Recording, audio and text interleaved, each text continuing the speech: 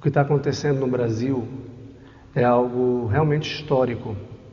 A gente está redescobrindo a fonte da renovação da nossa fé, também pela inteligência, assim como pela piedade, pela sociabilidade.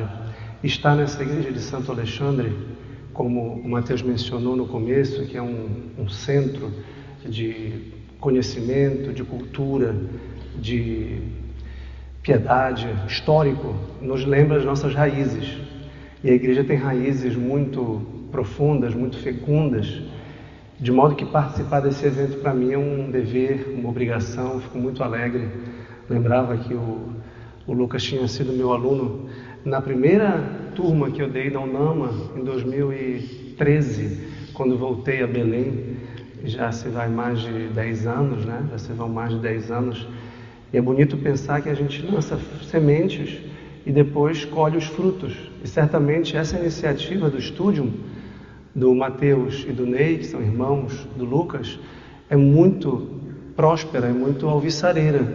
Eu desejo vida longa e me sinto honrado, porque sei que daqui a 10 anos eu vou poder me lembrar de ter participado desse evento inaugural. Eu lancei o meu livro há 2 meses aqui nessa igreja, inspirado pelo Mateus. Estava organizando o lançamento do livro.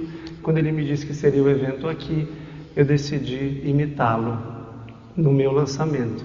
Então já apresentei, e vocês podem assistir no meu canal do YouTube, o lançamento com o Padre João Paulo e com o professor André Fonseca, e agora vou ter a oportunidade de apresentar com mais calma o capítulo dedicado a Santo Agostinho, neste meu novo livro, que eu também estou lançando aqui com vocês, Amor à Sabedoria, que sintetiza muito, não só do que eu penso, mas do modo como eu vivo a minha fé, qualificada pela razão, e de como eu estudo e vivo a minha razão, qualificada pela fé.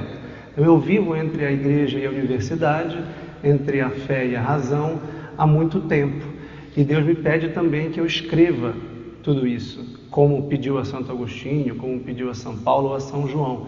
Então eu me sinto um membro pertencente à tradição intelectual católica, que tem como em Santo Agostinho um grande modelo, um grande astro a nos iluminar. Um astro que é, claro, coadjuvante em relação ao Sol, que é Cristo, que banha a sua luz na inteligência daqueles que têm a humildade para contemplá-lo como Logos de Deus, como razão de Deus. Então o título da minha palestra é Amor à Sabedoria, do Logos filosófico ao Logos encarnado. Mas antes eu quero referir também a minha grande alegria de estar neste evento com o Frei Ribamar, que é um dos meus confessores e um homem de uma inteligência realmente santa e piedosa, e também do meu amigo professor Joel Gracioso, que talvez não saiba, mas inspirou o meu primeiro livro, que se chama Crise da Cultura e a Ordem do Amor. Quando eu já tinha os 73 ensaios dispostos, mais ou menos organizados, eu ficava pelejando pelo título. Eu gosto muito de título e de epígrafe. Quem lê alguma coisa minha sabe, eu acho que o título tem que ser representativo. E no primeiro livro eu estava com um texto do professor Joel sobre a ética teleológica de Santo Agostinho, uma introdução, uma das melhores introduções à ética de Santo Agostinho em português. E eu lembro muito bem que a minha palestra que eu vou falar agora, aliás, está toda lá, não tem muito o que fugir daquele texto que é seminal, né? A Via Crística e a Ordem do Amor. Eu estava com outro texto também do Max Scheler, Ordo Amores. E, de repente, como num relance, eu pensei, não, eu tenho que nomear o meu livro A Ordem do Amor, né? Só que eu também falo muito da desordem do amor, na primeira parte. E como eu também tenho um grande interesse cultural na morfologia das formas em que o amor se manifesta, na cultura, no Estado, na literatura, na arquitetura, eu nomeei o livro A Crise da Cultura e a Ordem do Amor. Claro que Santo Agostinho é responsável pelo conceito de virtude como ordem do amor, que eu conheci por meio do ensaio do professor Joel. E este livro, Amor à Sabedoria, também é uma referência direta, desde a capa, a Santo Agostinho, que no começo das Confissões, quando fala do seu encontro com Cícero, para ser preciso, no livro 3 das Confissões, ele fala exatamente do amor à sabedoria, pelo qual me apaixonava com esses estudos, que tem o nome grego de filosofia. Então, o nome do meu livro nada mais é do que a explicitação em português da etimologia de filosofia, como amor à sabedoria. E como o professor Joel falou no final da sua palestra, respondendo ao Mateus, a sabedoria se transformou na modernidade num conjunto de conhecimentos tecnocientíficos. E Deus, quando aparece nessa área, aparece como um princípio metafísico impessoal, que ele denominou corretamente de deísmo. E o que eu falo na primeira linha do meu livro é que esse amor à sabedoria que eu comecei a buscar nos estudos filosóficos, históricos, jurídicos, políticos e culturais em geral, na verdade, precisou de uma decisão e de uma resposta. Porque o cristianismo se apresenta, sobretudo no quarto evangelho de São João, como a verdadeira filosofia, como a consumação da filosofia, como, de fato, a encarnação daquilo que os filósofos buscam, que é o Logos. O que os filósofos buscam? Conhecer a totalidade do mundo. É algo muito ambicioso e mesmo ousado. É conhecer tudo. Mas quando eu falo totalidade, eu pressuponho uma unidade. O que unifica tudo? O que unifica o corpo, por exemplo? Um materialista vai dizer que é o cérebro. Mas a resposta mais filosófica é a alma, que dá forma, que é a forma do corpo. Se você tira a alma, o corpo morre. Aliás, uma definição de morte é a separação de corpo e alma. Então, desde Platão, que foi objeto do meu estudo de mestrado na PUC do Rio, eu estudei a ideia do bem na República, que é a ideia das ideias, o que fundamenta o campo intelectual, o inteligível, que por sua vez fundamenta o campo sensível. Então, quando eu penso na mesa, eu penso na sua forma retangular, eu percebo que o retângulo é uma forma independente de todas as realidades materiais que participam dela. Então, Platão intui, percebe que há uma realidade suprassensível, imaterial, que eu não capto com os meus sentidos, mas com a minha inteligência. Então, eu tenho um plano das ideias e o plano das coisas materiais que só existem porque participam das formas. Essa mesa só pode ser de madeira porque ela participa da forma de madeira. E infinitos outros particulares de madeira ou retangulares ou com 4 pés e com essas características também podem ser mesas retangulares de madeira e assim por diante. Então a realidade sensível é explicada cientificamente por meio das formas. O que o médico estuda não é o corpo do Ney ou o meu corpo. Ele estuda o corpo humano. Quando nós chegamos com o médico, ele, conhecendo o corpo universal, é capaz de dialeticamente perceber as doenças do corpo particular, que é o meu ou do Ney. Então, a ideia do bem é a ideia que fundamenta as ideias. Tanto quanto as ideias fundamentam as coisas sensíveis e fundamentam o conhecimento das coisas sensíveis, a ideia do bem fundamenta as ideias. E Platão, quando vai tratar da ideia do bem, ele diz que não dá para falar da ideia do bem. E aí surge toda uma interpretação mística de que a ideia do bem é indizível, é inefável. Porque ele diz que o sol ilumina o mundo, aquece o mundo e dá vida ao mundo, mas não pode ser conhecido porque não há um sol que o ilumine. Então, o sol é a condição de ser pelo calor e do conhecer pela luz, mas não pode ser conhecido e não tem uma fonte além dele. O que aquece o sol? O que ilumina o sol? Você consegue olhar para o sol? Você consegue tocar no sol? Você consegue conhecer o sol? Não, mas sem ele você tampouco consegue conhecer as coisas sensíveis que dependem dele. Do calor para existir e da luz para serem conhecidas. Então Platão na República fala desse princípio não hipotético, numa segunda imagem fundamental que é a da linha. E depois da caverna, muito famosa como terceira imagem para descrever a luz do mundo e a energia ou calor do mundo, não só sensível, que são as ideias, mas do mundo inteligível, que é a ideia do bem simbolizada pelo sol.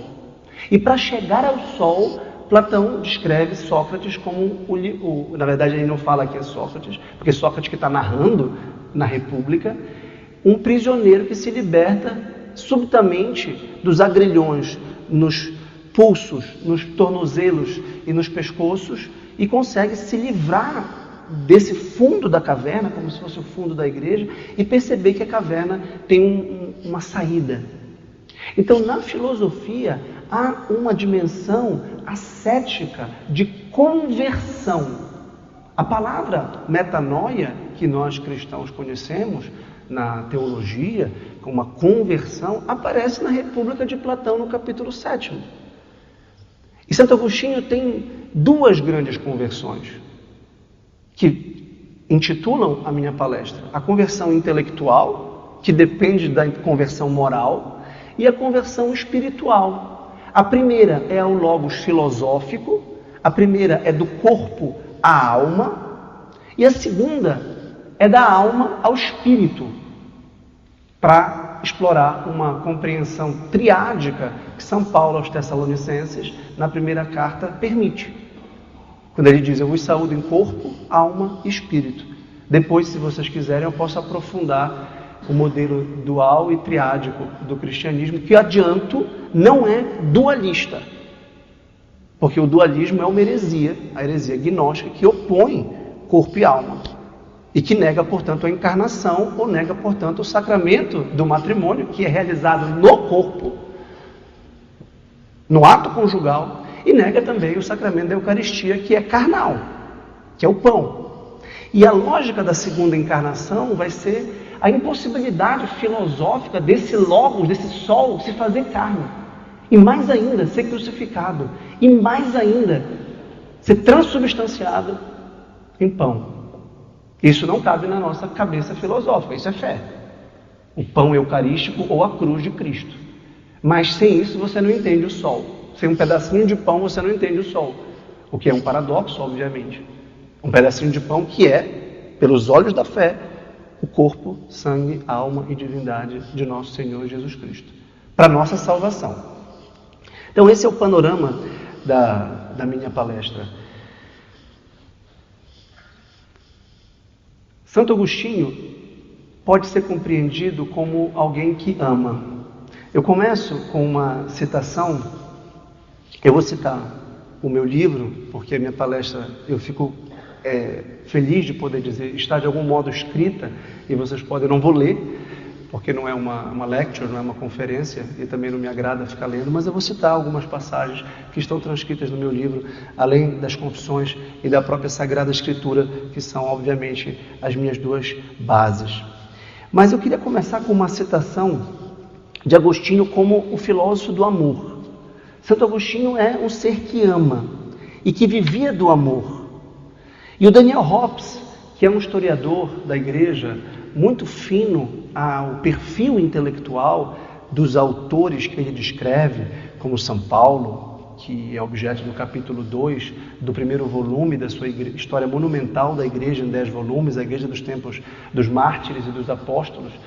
Cada um dos 10 volumes tem um santo como o sinal dos tempos. Obviamente, do volume 1 é São Paulo, e do volume 2, a igreja dos tempos bárbaros, é Santo Agostinho. Esses capítulos são capítulos que realmente me moldaram, porque mostram que, no fundo, a história é a providência e que os grandes homens assumem as responsabilidades históricas. Então, falando em duas conversões de Santo Agostinho, a gente pode lembrar dos dois grandes convertidos da igreja nascente, São Paulo, convertido do judaísmo, e Santo Agostinho, convertido do paganismo. Embora sua mãe tenha sido cristã, ele é um convertido, porque só veio a se batizar muito depois e passou por todo esse percurso filosófico primeiro e espiritual depois. Espiritual, inclusive, por São Paulo, realizando aquilo que eu buscava socraticamente. Aqui o meu livro Virtude no Cotidiano, por exemplo, tem Sócrates na capa. Porque Sócrates continua uma grande referência, porque Sócrates nos ensina a praticar a filosofia como um método pedagógico de exortação moral às virtudes, pela consciência, despertando esse mecanismo que poucos conhecem que tem em si, que é a consciência. Que, aliás, segundo o catecismo, é o sacrário do Espírito Santo, é onde o Espírito Santo habita em nós. É outra forma de dizer, o que o professor Joel já antecipou, já falou com muita clareza, que Deus está no nosso interior. Onde? No nosso coração, ou na nossa consciência. Acontece que você não chega ao seu coração porque você está preso do lado de fora. Você está preso nos sentidos exteriores que franqueiam o mundo material. E para aceder ao mundo intelectual e espiritual, é preciso fechar os olhos do corpo e abrir os olhos da alma. É preciso praticar, como se falou ainda há pouco, com base no Cardeal Sara, de um livro que eu aprecio muito, que cito muito também no meu ensaio sobre o silêncio de Maria, que é do Cardeal Sara, A Força do Silêncio. É preciso silenciar e é preciso purificar os sentidos. É preciso purificar o amor, mas isso só se dá por um amor maior. Ninguém supera um amor. O amor é uma potência que nos move, o amor é o nosso peso. É a epígrafe da segunda parte do meu primeiro livro, A Crise da Cultura e Ordem do Amor, que está esgotadíssimo. O meu amor é o meu peso, sou levado aonde ele me levar. Então todos nós amamos, mas tem gente que ama chiclete, algodão doce, Reels, Instagram, consumo, sexo, bebida, vanglória, shopping center, restaurante. Tem gente que vive nesses amores baixos, que vivem aqui no mundo, na política, economia, e ficam como animais, olhando para baixo. Os animais são horizontais, nós somos verticais. Os animais têm 4 patas no chão. Eles só conseguem ver o horizonte e para baixo. Eles não conseguem olhar para o sol. Eles não sabem que estão na caverna. Não tem como uma formiga se converter. Não tem como um cachorro se converter. Não tem como um gato se converter. Pensar na origem do cosmos. Lembra do Hamlet? Eu poderia viver recluso numa casca de nós e me considerar rei do espaço infinito. O Hamlet, meio doido, tem esses versos que são memoráveis. Sabe que o Hamlet é um filósofo. Eu poderia viver recluso numa casca de nós e me considerar rei do espaço infinito. Ou seja, ele está falando assim, eu tenho alma, eu tenho espírito, eu tenho pensamento, eu não estou preso no tempo e no espaço. Eu estou agora em Belém no século 21, no sábado, dia 22 de março de 25, mas eu posso ir para o século V, rapidamente para Cartago, eu posso ir para Alexandria, na época de Orígenes, ou na época de Plotino, no século III, eu posso ir para Roma no século IV. Então, eu posso viver mergulhado nisso. Por exemplo, agora eu estou mergulhado no antigo Israel, mergulhado em Nabucodonosor, na Babilônia. Eu posso ficar, meu espírito não está preso no tempo e no espaço, porque eu sou vertical. E por ser vertical, eu estou diante de Deus, em última instância, que está para além do tempo e do espaço, que é eterno. Mas para isso eu preciso me converter, primeiro do corpo para a alma. Então a primeira conversão de Santo Agostinho é uma conversão moral e intelectual, das coisas sensíveis às coisas inteligíveis, das coisas efêmeras e passageiras do mundo sensível, desse pé no chão do pecado que nos aprisiona, repito, no sexo, na comida, no consumo, ou seja, nos pecados capitais. Gula, luxúria, ganância, ira, o que São Paulo chamava das obras da carne aos Gálatas. Discórdia, raiva, disputa, concupiscência, desejo desenfreado. E ele era completamente concupiscente. Até que ele descobre os dons do Espírito, não sem passar pelo Logos. Mas eu dizia, uma citação do Daniel Hobbes, no segundo volume da História da Igreja, a Igreja dos Tempos Bárbaros. Mas, acima de tudo, nesta alma jovem de Santo Agostinho, em busca da verdade, a promessa de Deus era o amor. Você quer entender Santo Agostinho? Tem que entender o que é o amor. E o amor é uma pessoa de Deus. Deus é amor. Deus caritas est. Uma encíclica maravilhosa do Papa Bento XVI, citando a carta primeira de São João. Mas também tem uma segunda definição de Deus, do próprio João Apóstolo, que Deus é Logos, que Deus é o Verbo, que Deus é pensamento. Deus é, portanto, trino e é amor e pensamento. Logo, amar o pensamento e pensar o amor, pensar com amor, é uma forma de estar com Deus e de algum modo ser Deus. Quando nós amamos puramente, nós somos Deus. Como nós amamos os outros, inclusive, de modo puro, desinteressado, por Deus, em Deus, nós estamos amando a Deus. Por isso que nosso Senhor sintetiza os mandamentos da lei como amar a Deus sobre todas as coisas e ao próximo como a si mesmo. E o Catecismo de São Pio V acrescenta, por Deus. Porque não é amar o próximo como a si mesmo de modo filantrópico, ou altruísta, ou empático, como existe, mas existe de modo mitigado como amor de Deus. Mas tem gente que ama o próximo sem amar a Deus. E, portanto, não ama plenamente. Porque não ama a si mesmo plenamente, porque não quer para si o que há de melhor no mundo. Ou seja, só pode haver o amor correto de si quando se ama a Deus. Por isso que eu tenho que primeiro amar a Deus sobre todas as coisas. Aí então eu posso dar ao próximo o que eu quero para mim, que é Deus. Por isso que a forma superior de amor é o apostolado. E por isso que São Tomás diz que a caridade é compartilhar as verdades contempladas. Contempladas não só exteriormente, como numa vitrine, mas introjetadas e interiorizadas pelo nosso coração. E a gente purifica a nossa afetividade, que pulsa de amor a Deus. Mas para isso não pode ser uma ideia abstrata. Não pode ser um triângulo. Ninguém ama o triângulo. Um matemático pode amar o triângulo e a perfeição do triângulo. E se você gosta de matemática, aqui minha amiga ilusa da arquitetura, você olha um templo como esse, é pura matemática. Isso aqui é matemática aplicada. A engenharia é uma matemática aplicada. A física é matemática aplicada. E é lindo de pensar como é que a gente consegue sustentar essa abóboda, como é que a gente consegue colocar aquele púlpito pairando no céu, né? As grandes invenções arquitetônicas é matemática. E a gente contempla a beleza da arquitetura e contempla nesse sentido a sabedoria de Deus da qual nós participamos e que nos dá a capacidade de criar com Ele formas belas. Existem as formas matemáticas e geométricas, existe a matéria no mundo e a gente vem e constrói um templo como esse.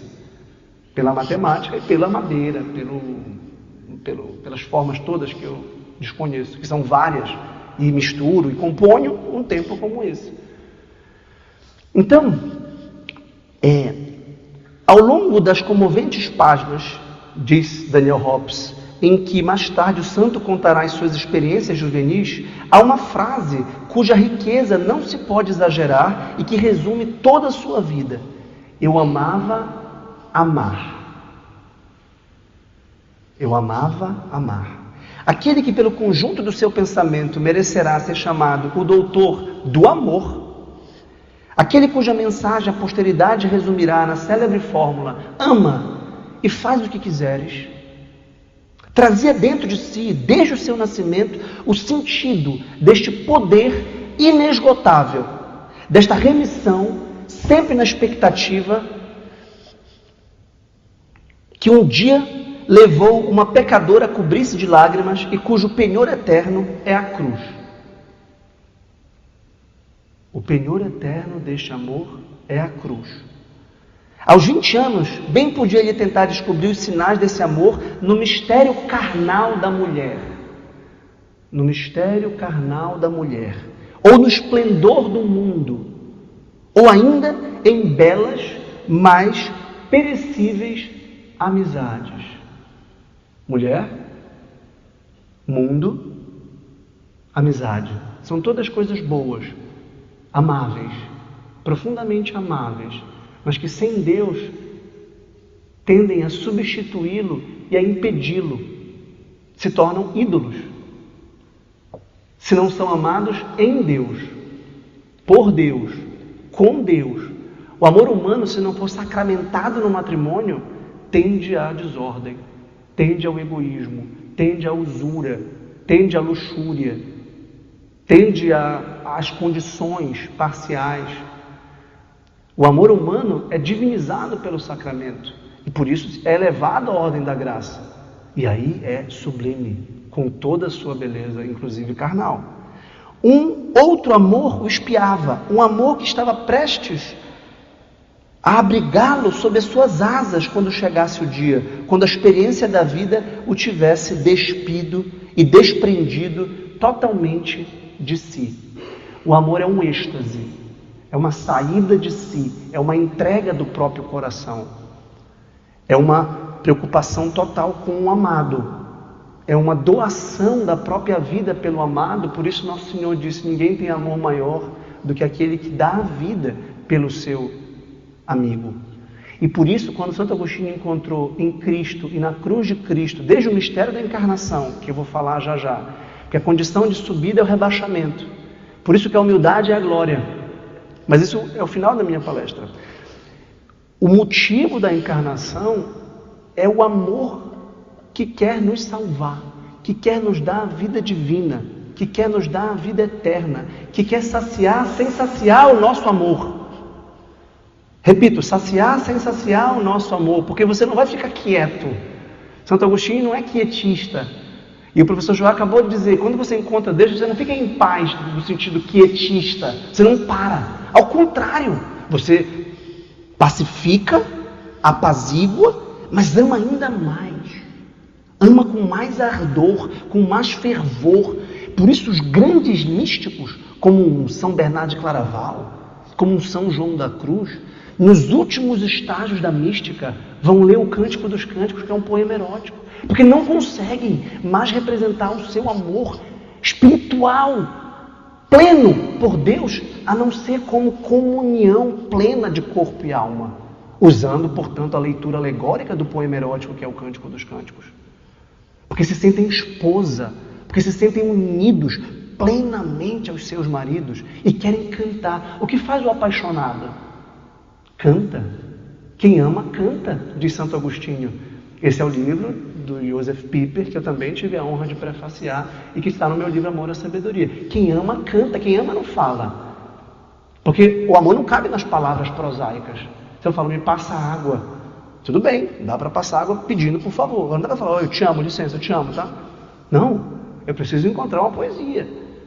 Hoje eu estava lendo o soneto 116 do Shakespeare, por exemplo. Eu gosto muito dos sonetos de Shakespeare. Ele é platônico também. E tema básico, assim, o amor é eterno, o amor é a eternidade. Eu não consigo pensar num dia que eu não te ame. E eu não consigo pensar num dia que eu te ame menos.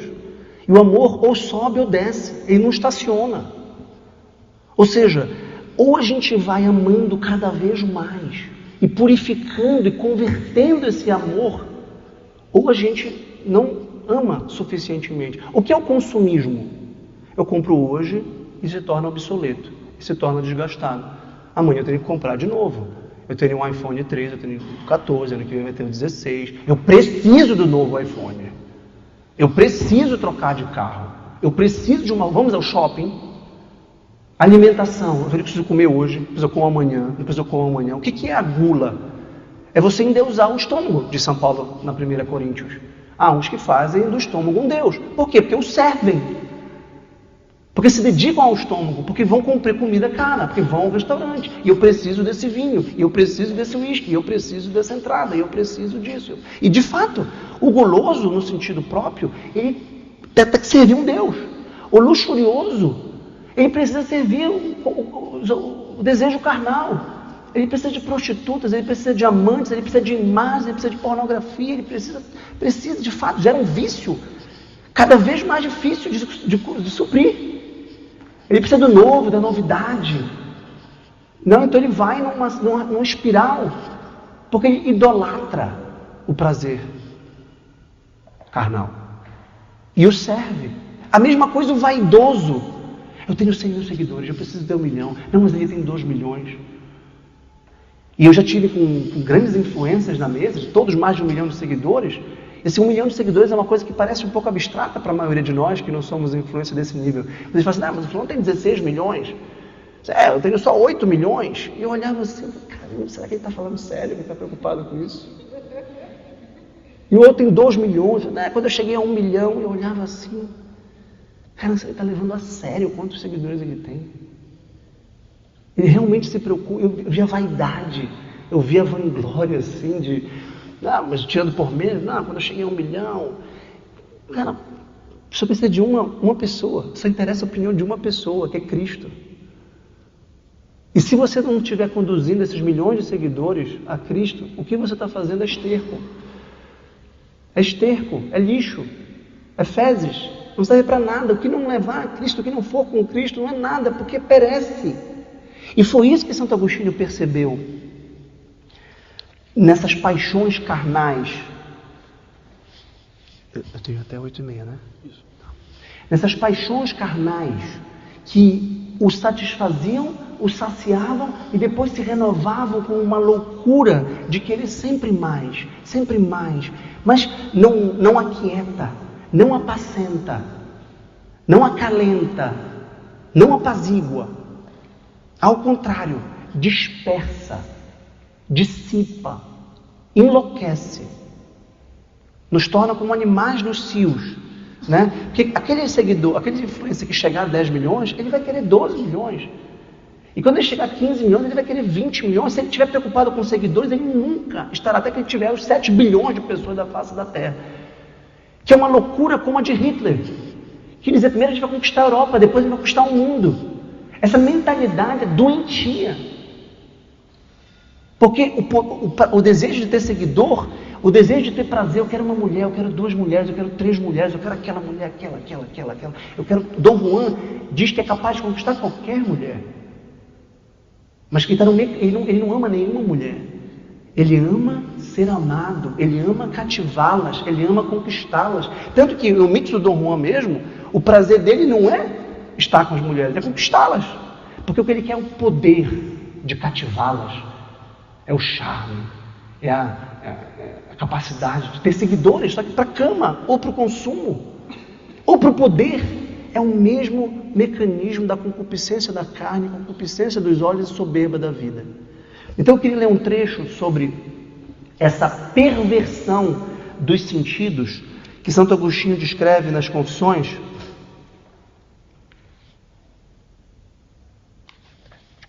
Que são esses prazeres carnais desordenados.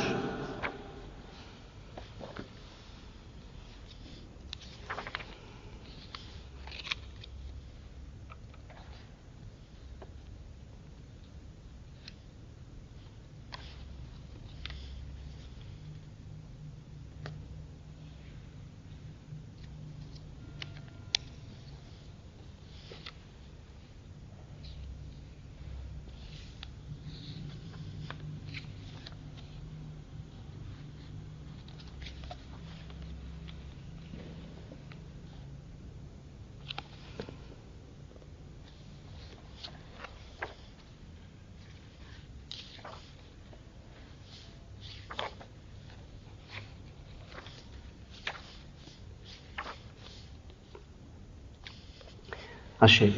Livro 2 das Confissões. Olha o Dom Juan. E o que me encantava, se não amar e ser amado? Por favor, amigo do som, diminua só um pouquinho o meu áudio. Obrigado. Mas eu não ficava na medida justa das relações de alma para alma, dentro dos limites luminosos da amizade. Do lodo, da lama, dos desejos carnais e da própria natureza da puberdade emanavam vapores que me enevoavam e ofuscavam o coração, a ponto de não mais distinguir entre um amor sereno e as trevas de uma paixão. Veja como Santo Agostinho é atual. Eu passei por isso, a nossa geração passa por isso. Esse apelo sexual constante, essa hipererotização que está nas roupas, que está nas músicas, que está nas novelas, que está no cinema, é o tema geral de todo mundo. Não há nada de novo sob o sol. Todos os períodos de decadência culturais são assim. Em Roma não era diferente na época de Santo Agostinho. Um e outro ardiam confusamente em mim, arrastando a minha fraca juventude pelos despenhadeiros da paixão e a submergiam num abismo de vícios. E aí vem a primeira conversão, que é a conversão intelectual, em que ele vai do corpo à alma.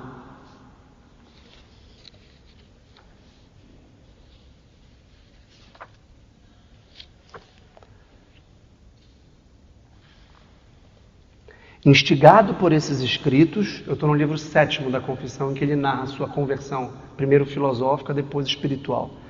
Instigado por esses escritos, dos neoplatônicos, aqui ele chama de platônicos, tá? Nós sabemos que são escritos como os de Plotino, e não do próprio Platão.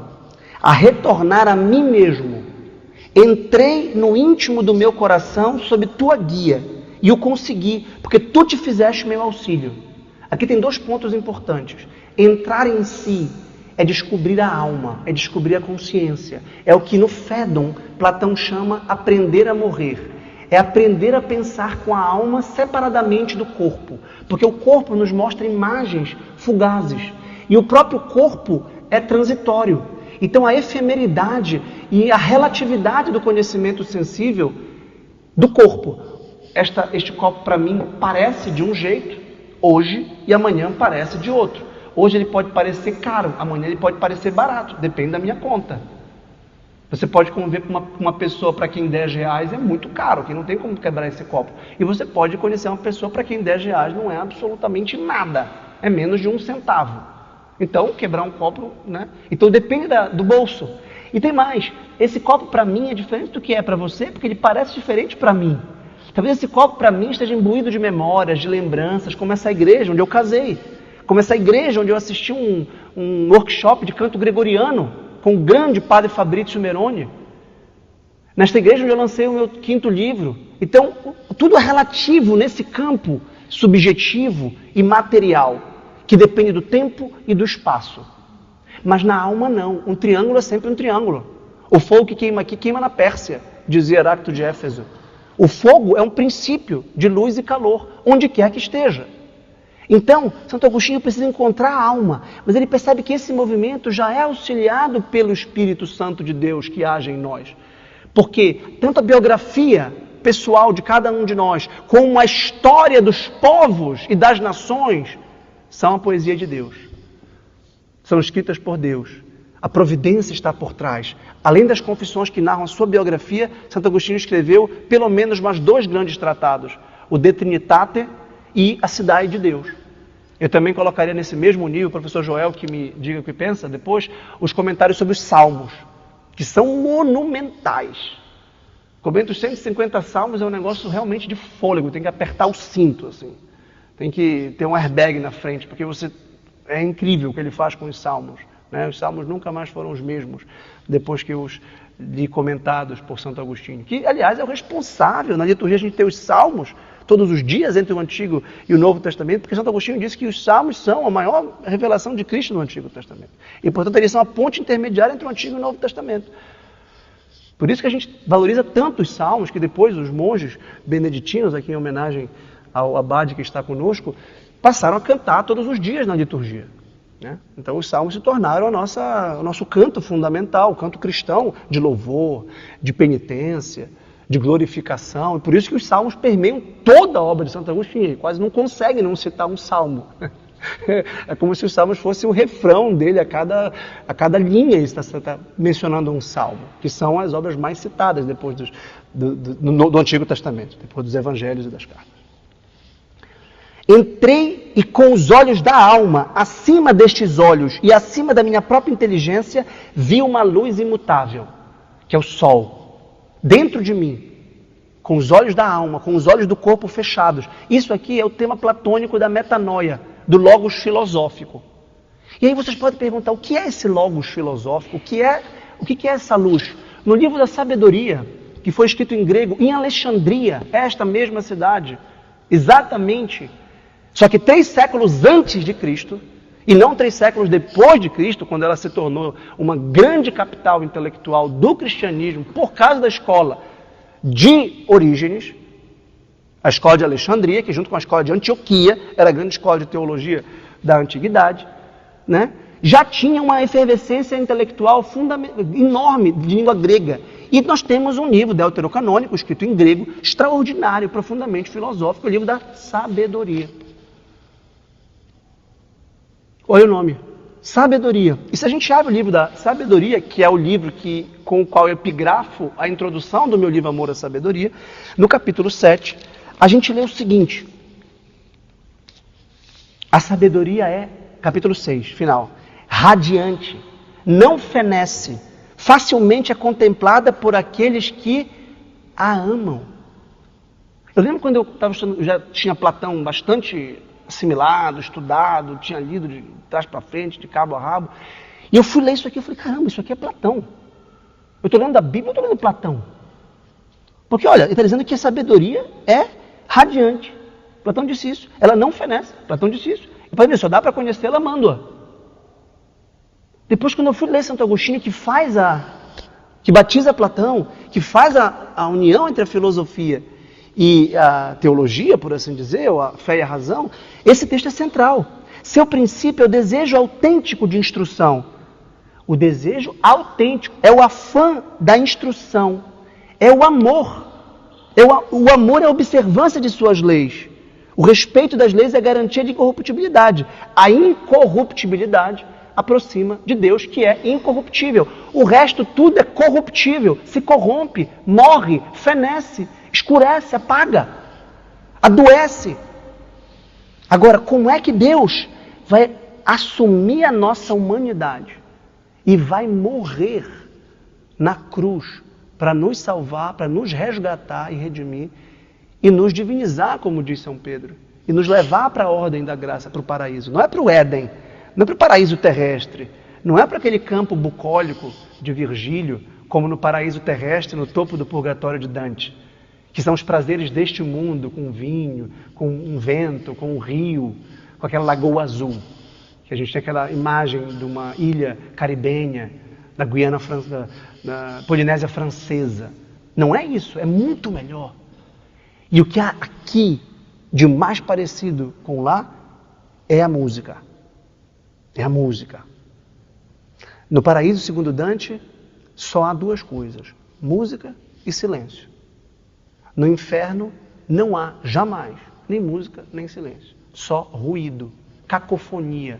É um mundo babélico que ninguém se entende. Todo mundo só se xinga, se atira uma pedra e se deseja o ódio um ao outro. É o reino do ódio. É o reino da discórdia. Ao passo que o paraíso é simbolizado pela música, porque é o reino da harmonia, da concórdia, do amor polifônico, em que cada nota é importante. Uma nota aguda, uma nota grave. Você pode ser o violino escala, você pode ser o pianista principal, não tem problema. E esse é Cristo, como perfeitamente homem, perfeitamente Deus. Esse é a cabeça da igreja. Mas cada corpo, cada parte do corpo é importante. O Ney, o Mateus, o Lucas, a Larissa, o Felipe, o Vitor. Em Cristo não há hierarquia, embora haja hierarquia na igreja, obviamente. Mas no sentido de que cada um, cumprindo a sua vocação, entoa o canto eterno do amor.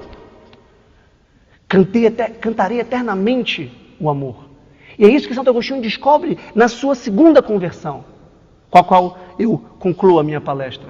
Depois dessa conversão intelectual, de encontrar a dimensão inteligível, e veja só, se a gente fosse didaticamente dividir a primeira conversão, tem dois momentos, que é um momento moral e um momento intelectual. Por quê? Porque os olhos da alma só abrem quando fecham os olhos do corpo.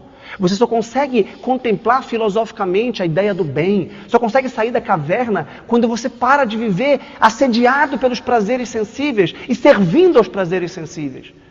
E preocupado com os estímulos constantes, como eu falei, dos pecados, da gula, da luxúria, do consumo, da vaidade. Então hoje a gente tem os pecados capitais todos às nossas mãos, à nossa mão.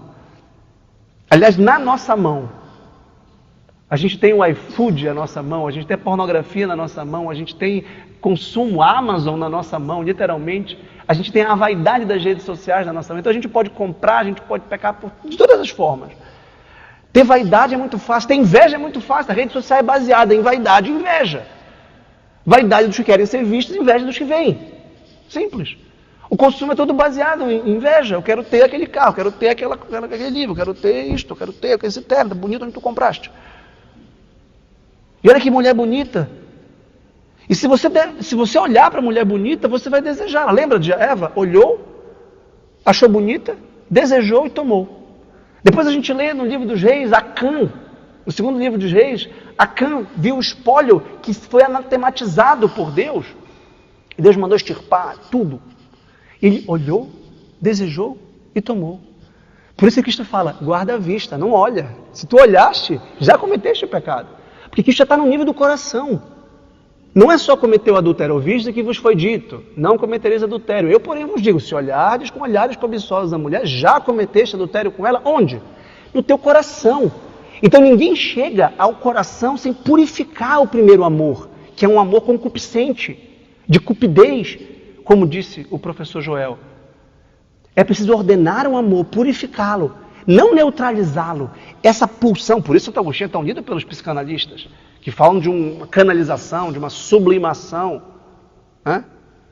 Eu já li uma análise psicológica de Santo Agostinho, que foi um dos grandes defensores da virgindade consagrada na antiguidade. Toda a paixão que Santo Agostinho tinha pela carne foi sublimada na sua paixão pela virgindade. Você não entendeu nada, senhor psicanalista. Não é isso. Não é uma sublimação de tipo canalização de um apetite que no fundo é erótico. É uma elevação do apetite erótico, é um redimensionamento do apetite erótico para Deus. Não é sublimação no sentido de que a base, o fundamento continua sendo a libido, como pensam os psicanalistas, para quem Eros é a força primordial. Não é a força primordial, é o primeiro degrau. E por isso Chesterton na ortodoxia diz, um dos paradoxos fundamentais do cristianismo são os celibatários viris. Celibatários viris. Os cruzados, por exemplo, que empunhavam a espada, mas eram incapazes de tocar numa mulher. Que usavam a espada para proteger as damas indefesas, não para possuí-las. E que eram incapazes de tocar numa mulher. De usar da violência física, masculina, da virilidade, para consumar o seu desejo sexual. Pense no livro de Susana, por exemplo, no capítulo de Susana. Pense nos estupros que aparecem na Bíblia constantemente, de homens possuindo mulheres, como o filho de Davi. Então essa conversão espiritual, para concluir, essa sabedoria. Olha como o livro da sabedoria a descreve. E com isso eu começo a conclusão.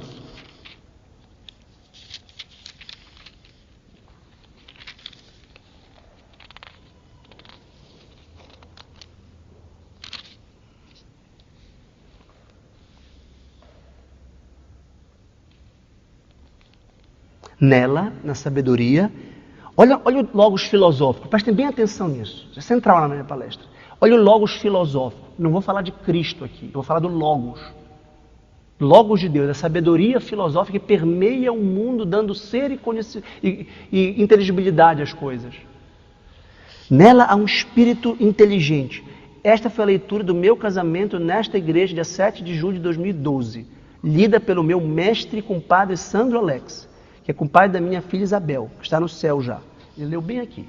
Nela há um espírito inteligente, santo, único, múltiplo, sutil, móvel, penetrante, imaculado, lúcido, invulnerável, amigo do bem, agudo, incoercível, benfazejo, amigo dos homens, firme, seguro, sereno, tudo podendo, tudo abrangendo, que penetra todos os espíritos inteligentes, puros, os mais sutis. A sabedoria é mais móvel que qualquer movimento e por sua pureza tudo atravessa e penetra.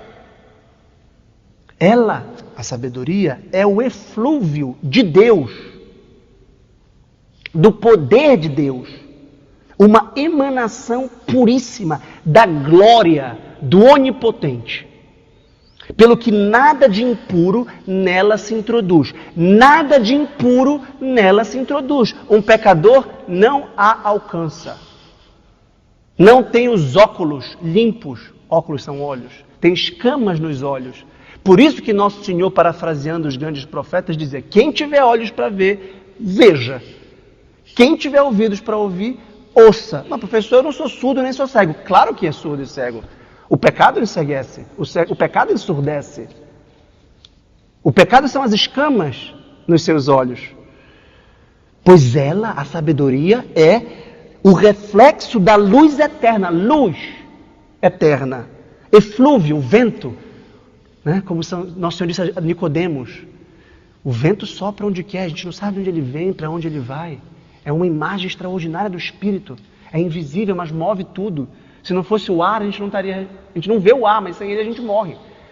ruá, o sopro, pneuma, né? O Espírito de Deus. Ela é reflexo da luz eterna, espelho nítido da atividade de Deus e imagem de sua bondade. Por favor, me dá um tempinho. Porque diante da eternidade o tempo se esvai. Por outro lado, sendo só, ela tudo pode. Sem nada mudar, tudo renova. E entrando nas almas santas de cada geração, ela entra, esse Espírito entra nas almas santas de cada geração. E delas fez amigos de Deus e profetas. Fez filósofos. Fez amigos dela, amigos da sabedoria. Amantes da sabedoria. Calma. Pois Deus ama só quem habita com a sabedoria.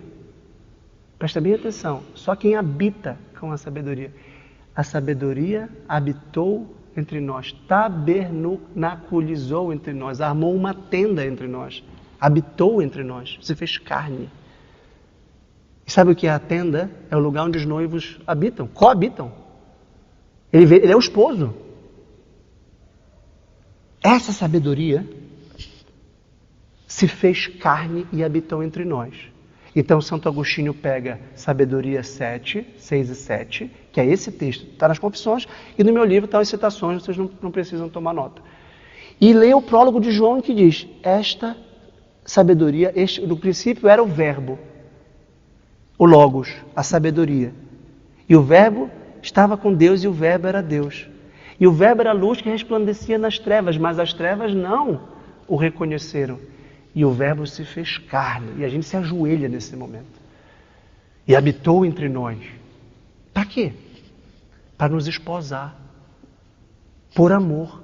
E com isso eu concluo. Qual era a condição, então, de alcançar esse verbo? Essa sabedoria, que não era mais intelectual. E esse é o último argumento. Os gregos buscam sabedoria. Os judeus buscam sinais. Mas nós pregamos Cristo e Cristo crucificado. Loucura para os gentios. Escândalo para os judeus. O último passo da razão, purificado das paixões carnais pela filosofia, buscando a essência imortal de tudo, a unidade divina que permeia tudo o que existe, inclusive as ciências particulares. Ele encontrou o paradoxo, que é a encarnação. O eterno que irrompe no tempo. O infinito que se limita num bebezinho. O Chesterton dizia, o onipotente, impotente. Só o Chesterton poderia ter dito uma coisa dessa. O onipotente, impotente. Como? O Deus que é um bebezinho, o mistério do Natal, o mistério da encarnação. Mas não basta. O mistério da encarnação já é loucura. Já não é mais filosofia. Aqui você tem uma opção. E quem está me ouvindo depois no meu canal, e essa é a minha provocação. Aqui acaba a razão. Aqui ou você se ajoelha, ou você vai parar e voltar para a caverna. Você vai ser intelectual. Você não vai ser santo. A opção, você pode ser intelectual, ser refinado, sofisticado, citar Nietzsche, Platão, Hegel, e falar de arquitetura sacra, com muita sofisticação. Mas se você não aceita a proposta filosófica de Cristo, você, ajoelhado, sacrificando a inteligência, e parando de pensar, e continuando a amar.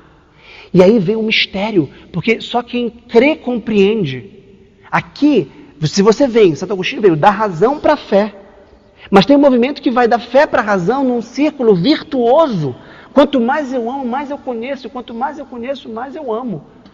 E quanto mais eu tenho fé, mais eu ilumino a minha razão naquilo que ela não alcança, porque a minha razão foi contaminada pelo pecado original, e eu não vou ser, por mais inteligente que eu seja, sábio, sem ser santo.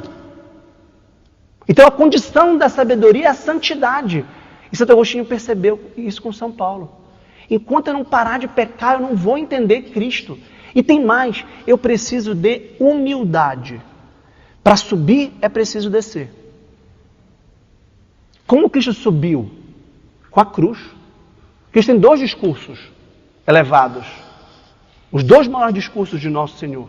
Um é na montanha, o novo Moisés. E o outro é na cruz, no Calvário. Elevado. Quando eu for elevado, atrairei todos a mim. Quando como Moisés levantou a serpente de bronze, só que levantar é ser crucificado, é morrer. E é a morte que dá a vida, é o mistério pascal que Santo Agostinho não conseguia equacionar filosoficamente. E lhe faltava humildade. E o que é humildade? É uma ativa passividade. É uma permissão, uma cooperação para que Deus nos molde, para que Deus nos transforme, para que nós possamos dizer com São Paulo, já não sou eu mais quem vive, mas Cristo que vive em mim. Para mim viver é Cristo e morrer é lucro. E eu cito todas essas passagens aqui no meu livro porque Santo Agostinho as cita.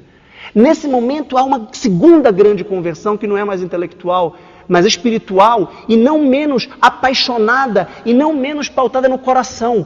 Porque se não amar a Cristo como uma pessoa e se não lhe pedir a graça de acolhê-lo, e se não acolher a graça pela docilidade, pela humildade, pela cooperação, ele é protagonista, mas ele precisa de um coadjuvante.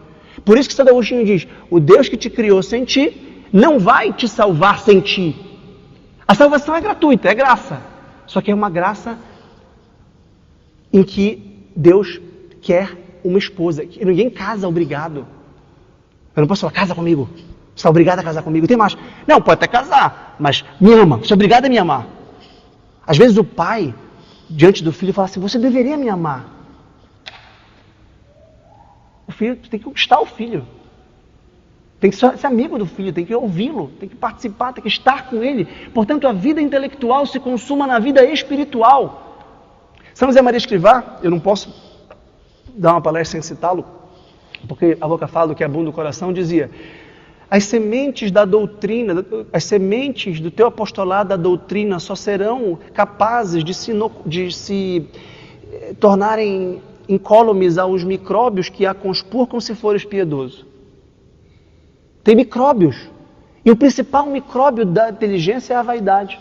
Por isso que São Paulo diz, a vaidade, a ciência incha e o amor edifica. Portanto, o amor de Cristo nos torna amigos de Deus, nos torna humildes e nós seguimos a Cristo, sacrificamos a nossa inteligência e aí sim resgatamos toda a beleza da nossa vida intelectual. E aí, para concluir, vocês poderiam pensar, bem, Santo Agostinho, dizem os secularistas, os ateístas, quando se converte, perde capacidade intelectual. Então veja o que ele fez depois, veja a obra dele. Veja o quanto ele escreveu, o quanto ele pensou, o quanto ele descobriu, o quanto a fé iluminou a sua inteligência.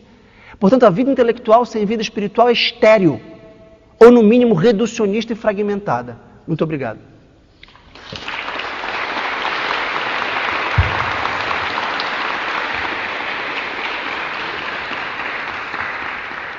Bom, queria agradecer mais uma vez ao professor Vitor por aceitar o convite, por estar aqui no nosso evento. Infelizmente, pelo alongar das horas, eu não vou abrir para perguntas, até para a gente deixar um espaço maior para o professor Vitor atender aqueles que adquiriram o livro, né, os livros. Então, assim, eu queria terminar aqui esse evento agradecendo a presença de todos, né, fazendo 3 convites, reforçando os 3 convites que já foram feitos aqui, né. Primeiro é que vocês adquiram os livros do professor Vitor, a palestra que ele acabou de dar depõe muito bem sobre a obra dele, né. Que vocês aproveitem essa oportunidade concedida pelo professor Joel aqui em Belém de ingressar no site dele e fazer algum curso através do cupom Belém 35, que ele está disponibilizando até amanhã, né, às 11h59 e 59 segundos. E que vocês também acompanhem a gente nas redes sociais e fiquem por dentro do nosso próximo evento, que vai ser dia 28 de junho. Agradeço a presença de todos e muito obrigado. Boa noite a todos.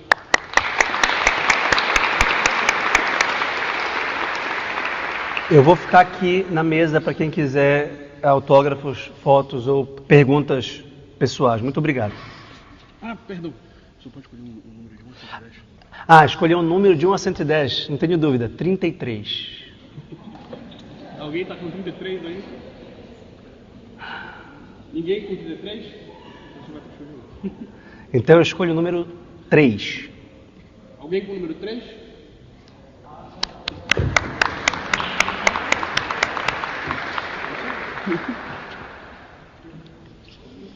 Já foi o primeiro da fila.